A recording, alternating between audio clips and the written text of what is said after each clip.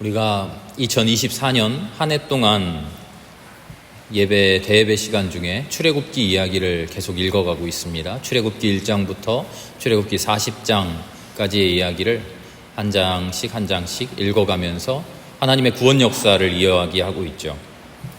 출애굽 이야기를 한마디로 하면 구원입니다. 구원. 이집트 노예 생활에서 허덕이던 이스라엘 백성을 구원하시고 젖과 꿀이 흐르는 가나안 땅으로 인도해 가셨다. 하나님의 놀라운 구원 역사를 찬양해라. 우리도, 우리의 인생도, 우리의 삶도 하나님 그렇게 구원하실 것이다. 그런데 이 구원이 어떻게 시작되는가가 상당히 중요합니다. 출애굽기 맨 처음 부분 우리가 읽었던 거 기억해 보세요. 그 구원의 시작이 부르짖음에서 시작합니다. 백성들이 하나님께 부르짖어요. 고난과 압제 아래서 힘겨워하다가 하나님께 부르짖어요. 구원을 우리는 가만히 있는데, 우리는 아무것도 하지 않고 있는데 하나님이 가만 보시니까 너희들 너무나 힘들겠구나, 너무나 안타깝구나 하고 하나님이 알아서 백성들을 구원하시는 게 아니고요. 하나님이 하나님께 부르짖는 백성의 소리를 들으시고 하나님이 이스라엘과 맺으신 약속을 생각하셨다. 성경은 이렇게 적어요. 이 말씀을 오해하면 안 됩니다. 백성들이 부르짖기 전에 하나님이 약속을 다 잊어먹고 까먹고 있다가 멍하니 아무 생각 없이 있다가 부르짖으니까 그때서야 아이고 약속했었지, 이게 아니라 그런 이야기가 아니고요. 하나님이 이 약속을 다 알고 있어요. 하나님이 이들을 구원해주고 싶어요. 이들에게 구원 베풀고 싶어요. 그런데 이들이 구원을 간절히 바라는 사람이 되어야 하나님도 구원하신다는 거예요. 하나님이 오히려 안타깝게 기다리고 계셔요. 빨리 구원해주고 싶은데 구원해달라고 안 하니까 어떡하지? 멍하니 구원에 대한 아무 생각이 없고 구원에 대한 열망이 없고 구원에 대한 소망도 없는 사람들한테 구원을 베풀어 주면요, 그 구원이 어떻게 될까요? 하나님 감사합니다, 하나님 고맙습니다, 새 삶을 살겠습니다, 감사한 마음으로 구원을 받아들이는 게 아니라 당연한 것처럼, 내가 누려도 되는 것처럼, 누리기 싫으면 다른 사람 줘도 되는 것처럼 하나님의 구원 역사를 그렇게 받아들이니까요. 하나님께서는 간절히 부르짖는 사람에게 다가가십니다. 그래서 우리는 부르짖어야 돼요. 부르짖어야 됩니다. 하나님 나를 구원해 주십시오, 나를 살려 주십시오, 그렇게 부르짖어야 돼요.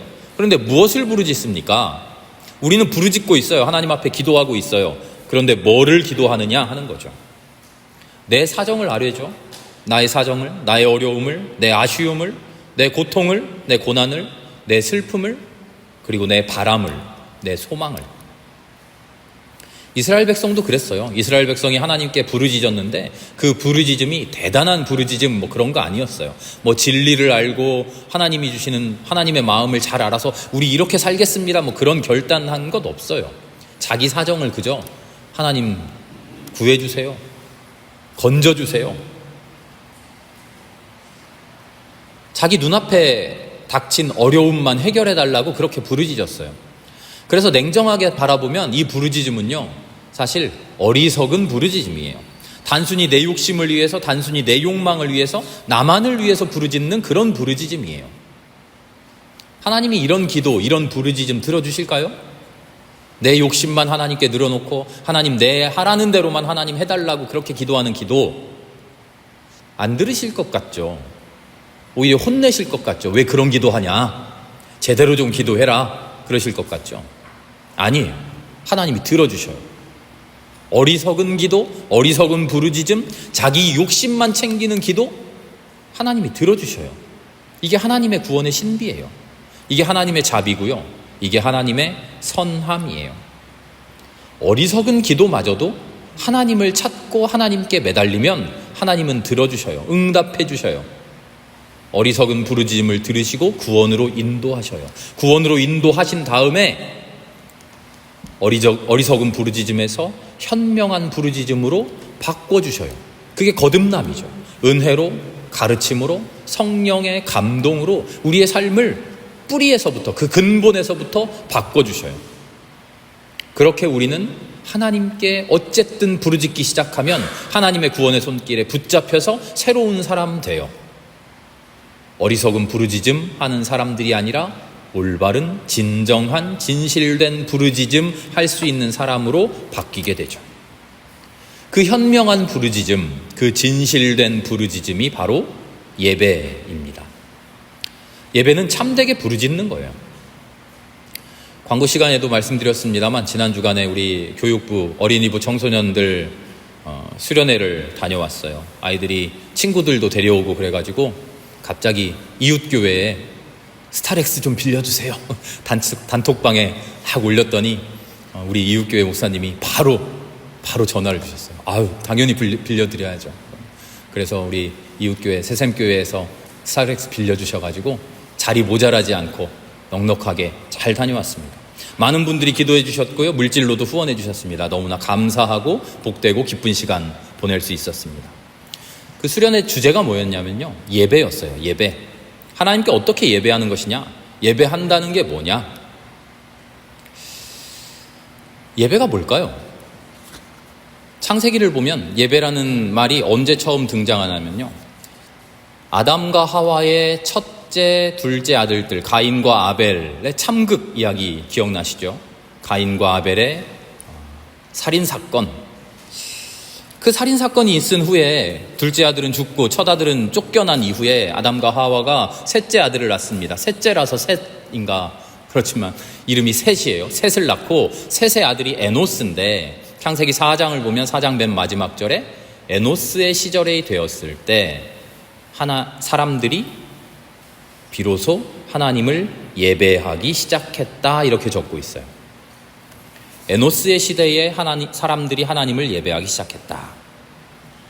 특별한 일이 일어난 거예요. 예전에 하나님을 만났습니까? 안 만났습니까? 아담 시대에 하나님 만났죠. 가인과 아벨 시대에 가인에게 하나님 나타나셔서 이야기해 주셨잖아요. 하나님을 만났어요. 그런데 예배했다는 이야기가 없어요. 그렇게 만났는데 그건 예배가 아니었다는 거예요. 에노스의 시대에, 셋 에노스의 시대가 되어서 하나님을 예배하기 시작했는데 그 예배가 뭐였느냐? 특별한 표현이 적혀져 있어요. 뭐라고 이야기하냐면 창세기 4장 26절의 말씀인데요, 사람들이 주님의 이름을 불러 예배하기 시작했다. 이름을 불렀다. 이름을 불렀다. 이름을 부르는 게 뭐 그렇게 대단한 일입니까? 우리도 하나님 이름 부르잖아요. 하나님, 여호와 하나님, 야훼 하나님, 그렇게 부르잖아요. 근데 성경이 특별히 이름을 불러 예배했다라고 말하는 것은 그 이름 부름에 특별한 의미가 있다는 거죠. 그게 뭘까? 우리가 너무 잘 아는 김춘수 시인의 꽃이라는 시도 있잖아요. 내가 그를 이름을 부르기 전에는 뭐라 그래요? 그냥 의미 없는 하나의 몸짓이었다. 근데 내가 그의 이름을 부르니까 나에게로 와서 꽃이 되었다. 무슨 이야기입니까? 이름을 부르면 관계가 맺어져요. 관계가 맺어져요. 의미 없는 사이였다가 의미 있는 사이가 돼요. 나랑 관계 있는 사이가 돼요. 나와 함께하는 사람이 되고요, 나와 함께하는 존재가 돼요. 나의 삶이 나의 슬픔이 너의 슬픔이 되고 너의 슬픔이 나의 슬픔이 되는, 내가 기쁠 때 함께 기뻐해주고 내가 슬플 때 함께 슬퍼해주는 그런 존재가 돼요. 하나님을 예배하기 시작했다는 것은요, 하나님의 이름을 불렀다라고 성경이 표현하고 있는데 하나님과 내가 서로의 삶을 얽히고 설키고 관계하는 존재가 되기 시작했다는 거예요. 출석 부르듯이 하나님이 재훈아 그냥 이렇게 건조하게 이름 불렀다는 이야기가 아니라 간절하게 서로의 삶이 엮여 들어가는 그런 관계가 되었다. 그 간절함을 잘 보여주는 사건이 복음서에 나와 있어요. 사마리아 수가성 마을의 우물가의 여인이죠. 예수님이 사마리아를 지나가다가 한 여인을 만나요. 우물가에서 물 기르러 나온 여인이에요. 떼약볕이, 요즘 너무나 우리 비 올 때는 습해서 불편하고 비가 안 오면 너무나 더워서 불편하잖아요. 사마리아 이 동네도 그랬던가 봐요. 햇볕이 너무나 쨍하니까 한낮에는 물을 길러 오지 않아요. 그런데 이 여인은 굳이 한낮에 물을 기르러 나왔어요. 이 여인과 만나 이야기합니다. 그런데 무슨 이야기를 하나 했더니 뜬금없이 예배 이야기를 하셔요. 그때 하신 말씀이 바로 이 유명한 말씀이죠. 하나님께 예배하는 사람은 어떻게 예배해라? 영과 진리로 예배해야 한다. 요한복음 4장 24절의 말씀입니다. 영으로 예배한다는 건 뭘까? 육체와 다르게 무슨 신령한 뭐가 있어서 그렇게 하나님과 막 무슨 신접한 모습으로 그렇게 예배한다? 아니요. 영이라는 말은 푸뉴마라는 말인데요. 이 푸뉴마는 호흡이라는 거예요. 호흡, 숨 쉬는 게 푸뉴마예요. 내 숨을 가지고, 나의 삶을 가지고 내 숨 쉬는 모습으로 예배하라는 거예요. 내가 살아가는 모든 모습을 예배로 드리라는 거예요. 진리는 뭡니까? 진리는 알레테이아라고 하는데요. 이거는 진실함이에요. 참된 거예요. 진실성이에요. 겉으로만 꾸며서 가짜로 그럴듯하게 예배하는 척하는 그런 게 아니라 마음속으로 진실되게 진짜로 간절하게 하나님과 만나는 일, 그게 예배라는 거예요. 예배하는 척, 하나님을 섬기는 척, 하나님의 뜻대로 사는 척, 그런 게 아니라 진짜로 진실되게 하나님 앞에 엎드려지는 것, 내 모든 삶으로 간절하게 주님을 바라는 것, 그래서 주님의 삶과 내 삶이 밀접하게 얽히고 설켜 있는 것, 그게 예배라는 거예요. 왜 사마리아 여인에게, 물 기르러 온 이 여인에게 이런 이야기를 하셨을까요? 위로하시기 위함이요. 다른 사람들의 손가락질 받는 사람이에요. 다른 사람들이 저주하는 여인이었어요. 편견으로 눈치 주면서 아우 더러운 여자야, 저렇게 살면 안 되지, 손가락질 당하던 여인이었어요. 그런 여인에게 하나님, 예수님 위로하시는 거예요. 괜찮아, 힘들어하지 마. 왜? 세상에서의 삶은 이럴 수도 있고 저럴 수도 있지만 당신 마음의 진심이, 당신 마음의 진실이 하나님을 간절하게 찾고 있잖아요. 그걸로 됐지 않아요? 다른 사람들이 생각하는 것, 다른 사람들이 당신에게 이런저런 이야기하는 것, 그걸로 상처받지 마세요.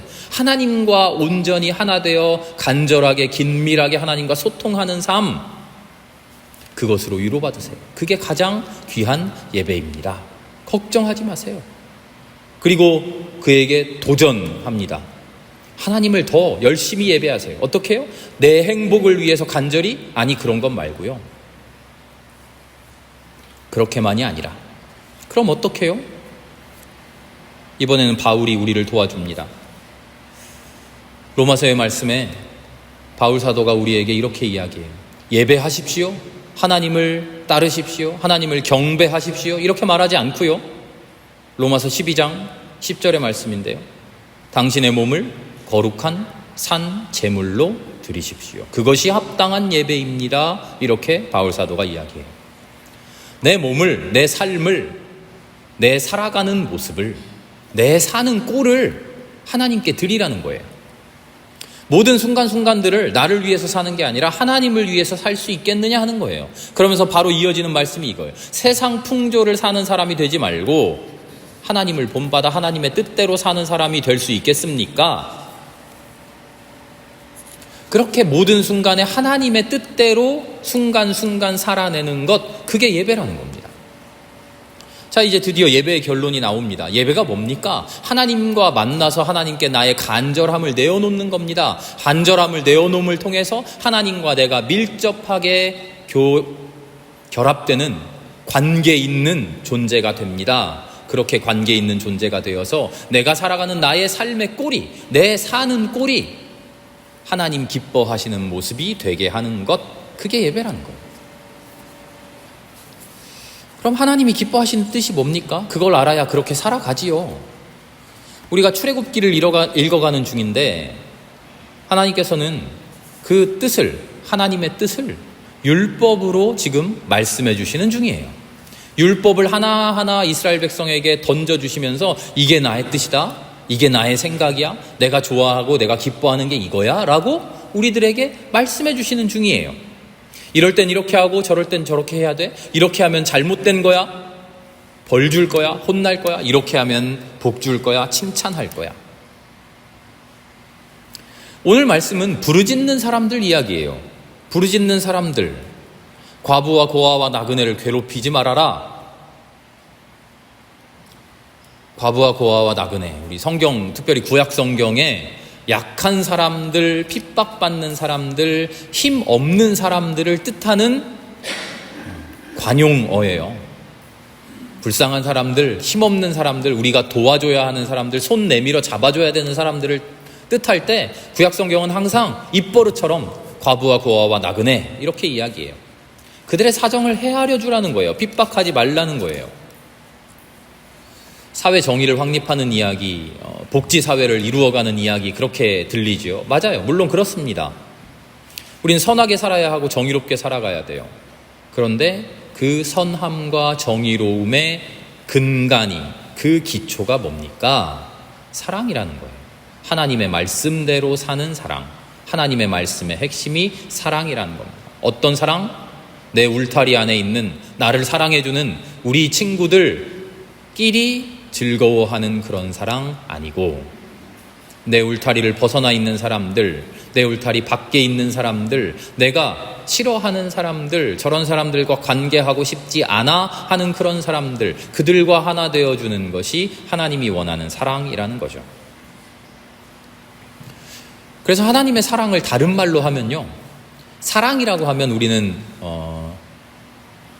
긍정적으로 생각해서 누군가를 도와주는 것, 누군가를 사랑하는 것, 누군가를 품어 안는 것, 이렇게 이야기하는데요. 그거를 표현을 부정적인 표현으로 바꿔주면요, 내 마음에 들지 않는 사람을, 다른 사람을 나와 다르다고 헛되게 괴롭히지 않는 거예요.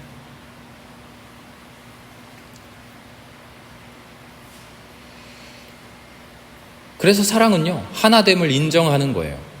나는 저 사람 싫어, 저 사람하고는 엮이고 싶지 않아, 저 사람하고는 상종하기 싫어, 그런 사람들이 간혹 있어요. 그런데 그런 사람들과도 우리가 하나 되어 있다는 것을 인정하는 거예요.